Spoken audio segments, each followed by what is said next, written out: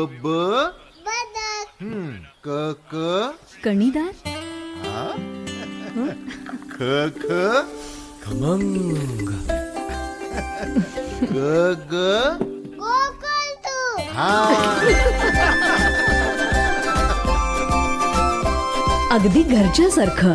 कणीदार खमंग म्हणजेच गोकुळ तूप.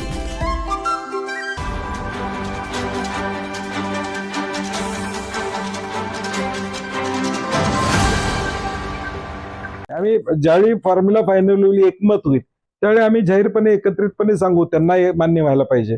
मी दिलेला फॉर्म्युला शेवटी त्यांनी मान्य करायला पाहिजे. त्यामुळे त्यांच्याकडनं मान्यता आल्यानंतर तो एक जाहीर होईल. नाही आता काय नाही नाही नाही ते मी काय म्हणलं होतं या सगळ्या प्रक्रियेमध्ये शेवटी कोण गेलं मला सोडून, म्हणजे मला फसवलं तर तिथं मी जाणार. त्यामुळे आता आजपर्यंत तरी सगळे माझ्याबरोबर आहेत.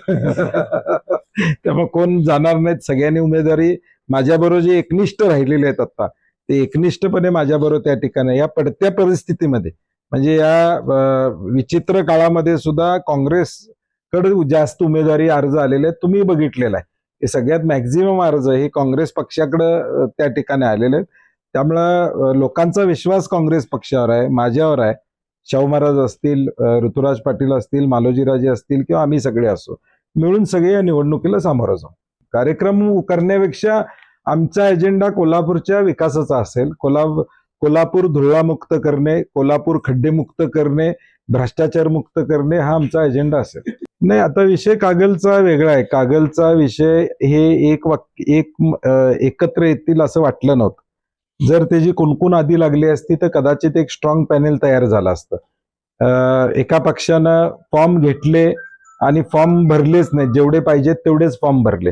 दुसऱ्या पक्षानं बंडखोरी रोखण्यामध्ये मुश्रीफांना यश त्या ठिकाणी आलं आणि म्हणून त्याचा परिपाक तिथं दिसला. उलट्या बाजूचं पॅनेल हे जर अर्धा दिवस आधी त्यांचा निर्णय झाला असता फॉर्म भरायच्या आधी, तर भक्कम पॅनल आम्ही देखील करू शकलो असतो. नाही मी म्हणलं तसं आता महायुती आणि महाविकास आघाडी असं आमचे दोन हे पडलेले आहेत. त्यामुळे आता बांध आता सेपरेट आहे. त्यामुळे आता सेपरेट बांधावर आम्ही लढाई करतोय. आता आमचा गुलाल आम्ही उधळतोय, त्यांचा गुलाल ते उधळतात. ठीक आहे, त्यांनी स्वप्न बघायला हरकत नाही, परंतु शेवटी महापालिकेचं गणित वेगळं असणार आहे. नगरपालिका नगरपंचायतच्या निवडणुका या फार कमी मतदारांच्या त्या ठिकाणी होत्या. त्यांना मॅनेज करणं किंवा त्यांना कशा पद्धतीनं प्रलोभन दाखवणं हे सगळं होतं.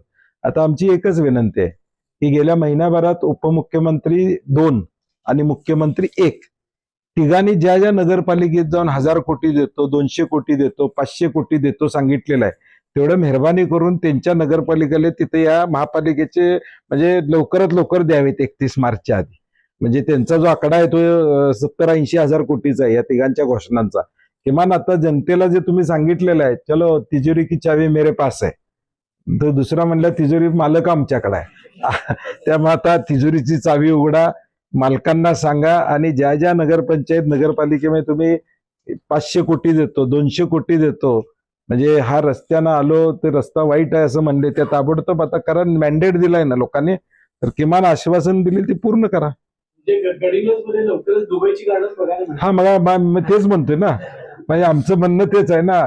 तुम्ही दुबई करणार आहे, सिंगापूर करणार आहे का काय करणार आहे ते आता ताबडतोब 31 मार्चच्या आधी दिसलं पाहिजे आम्हाला. गडिंग्लज शहराला 100 कोटी मिळाले, 200 कोटी मिळाले, असं महाराष्ट्रातल्या प्रत्येक शहराला पैसे आलेला आम्हाला घोषणा त्या ठिकाणी पाहिजे आहेत. मग तुम्ही बोललेलं सत्य आहे हे लोकांना कळेल.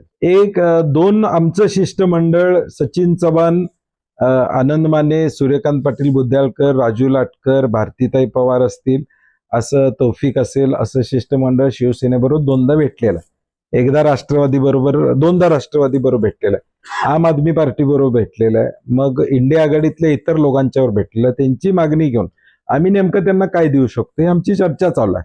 आता ती चर्चा अंतिम टप्प्यात आहे. ठीक आहे, त्यांची अपेक्षा जास्त असणं अयोग्य असं नाही. शेवटी प्रत्येक पक्षाला वाटतं माझे कार्यकर्ते जास्त उभारले पाहिजेत. प्रॉब्लेम यातला काही 10 वर्षानं निवडणूक व्हायला लागलेला आहे.